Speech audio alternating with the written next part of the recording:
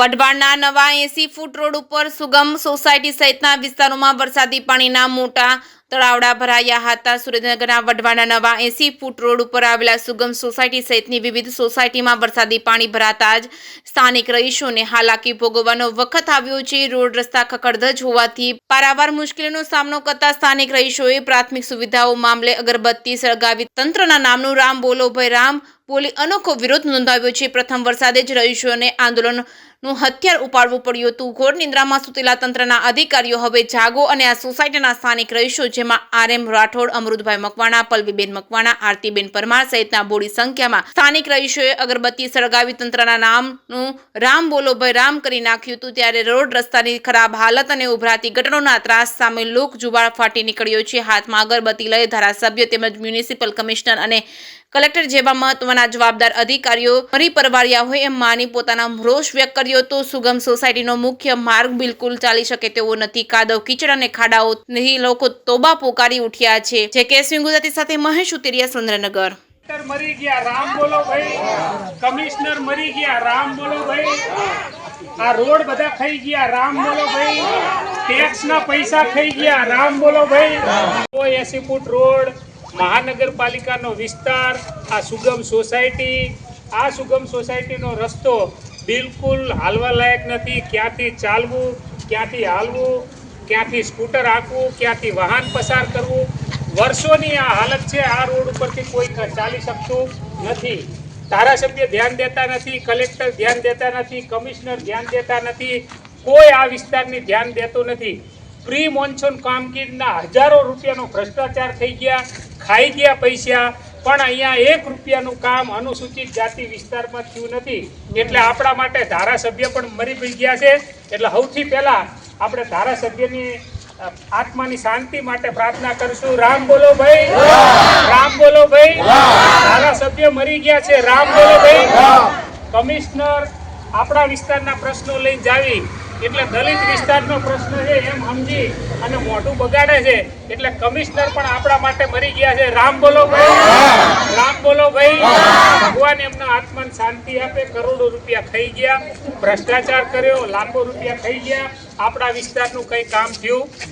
એટલે આપણે એક મંત્ર જાપ કરશું અને એમના આત્માને શાંતિ આપશું. એટલે આપણે બધા મૌન ધારણ કરશું 2 મિનિટ અને હું એક શ્લોક બોલીશ, તમે શાંતિથી સાંભળજો. કલેક્ટરની, કમિશનરની અને ધારાસભ્યની આત્માની શાંતિ માટે ભગવાન એમના આત્માને શાંતિ આપે એટલા માટે એક શ્લોકનું આપણે ઉચ્ચારણ કરું છું. ઓમ ત્રંબકમ યજામહિં સુગંધિમ પુષ્ટિવર્ધનમ ઉર્વારુકમેવ બંધનાન મૃત્યોર્મોક્ષીયમામૃતામ. પૈસા ખાઈ ગયા, ભ્રષ્ટાચાર કર્યો, છતાંય ભગવાન એમના આત્માને શાંતિ આપે. રામ બોલો ભાઈ, રામ બોલો ભાઈ. આપણે ઓલા 4 રસ્તે બધી અગરબત્તીઓ મૂકી અને પછી પોતાના ઘરે. હું અમૃત મકવાણા, સુરેન્દ્રનગર મહાનગરપાલિકા વિસ્તારનો આ જે નવો 80 ફૂટ છે રોડ છે, એ નવા 80 ફૂટની બાજુમાં કૌશલ પાર્કથી માગી સુગમ સોસાયટીથી માંડી અને છેક સંતોષ પાર્ક સુધીનો જે મુખ્ય માર્ગ છે, એ મુખ્ય માર્ગ વર્ષોથી ચાલવા લાયક નથી. અને એમાંય જ્યારે ચોમાસું આવે, અત્યારે તમે જોશો કે 5 દિવસ પહેલાં વરસાદ થયો, હજી પણ આ રોડ ઉપર ચાલી શકાયું નથી. નથી તો વાહન ચલાવી શકતા, નથી તો વૃદ્ધો ચાલી શકતા, બાળકોને સ્કૂલે જવું હોય તો તકલીફ પડે. અને છતાં આ જિલ્લાનું વહીવટીતંત્ર, મહાનગરપાલિકાનું વહીવટીતંત્ર, કમિશનર, નાયબ કમિશનર, કલેક્ટર કે ધારાસભ્ય કોઈને અનુસૂચિત જાતિ વિસ્તારની સમસ્યાઓની કાંઈ પડી નથી. પ્રી મોન્સૂન કામગીરીના લાખો રૂપિયા ક્યાં વપરાણા? અમારા અનુસૂચિત જાતિ વિસ્તારમાં 1 પણ રૂપિયો પ્રી મોન્સૂન કામગીરીનો વપરાણો નથી. એટલે આજે આ નગરજનો, અહીંયા વિસ્તારના લોકો પરેશાન થઈ ગયા, કંટાળી ગયા.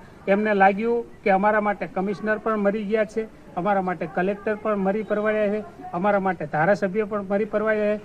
એટલે એમના આત્માની શાંતિ માટે અગરબત્તીનો કાર્યક્રમ કર્યો હતો અને બધાએ સાથે મળી અને ધારાસભ્યનું નામનું રામ બોલો ભાઈ રામ કર્યું, કલેક્ટરના નામનું રામ બોલો ભાઈ રામ કરી નાખ્યું. જે રામના નામે સત્તા લઈને આવ્યા હતા એમના પ્રજા માટેનું રામ બોલો ભાઈ રામ કરી નાખ્યું.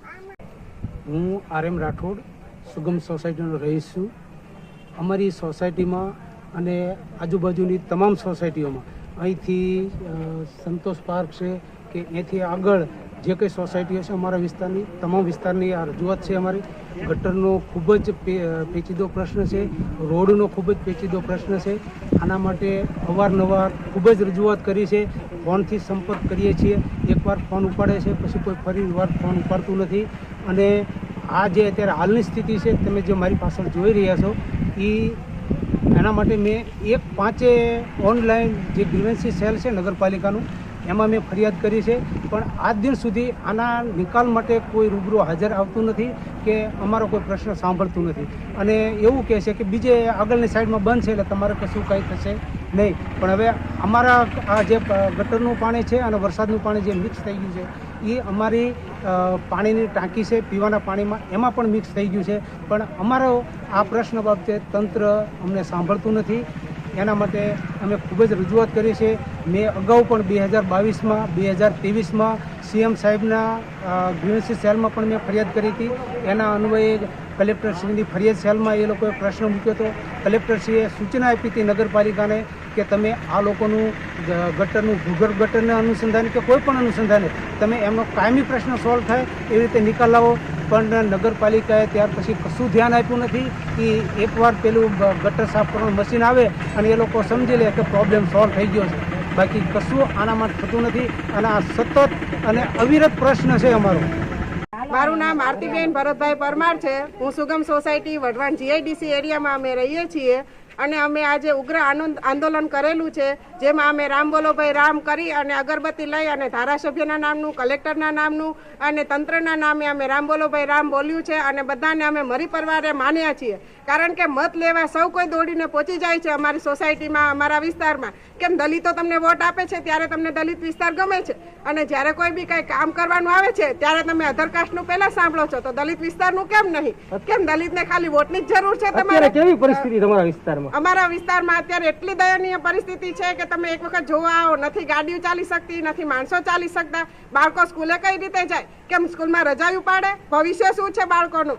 નાના બાળકો ચાલીને જાય, પડી જાય, કોણ ધ્યાન રાખશે? તંત્ર લઈ જશે દવાખાને, તંત્ર આપશે પૈસા, તો કેમ કોઈ બોલી નથી શકતા? કેમ કોઈ અહીંયા આવતા નથી ચેક કરવા?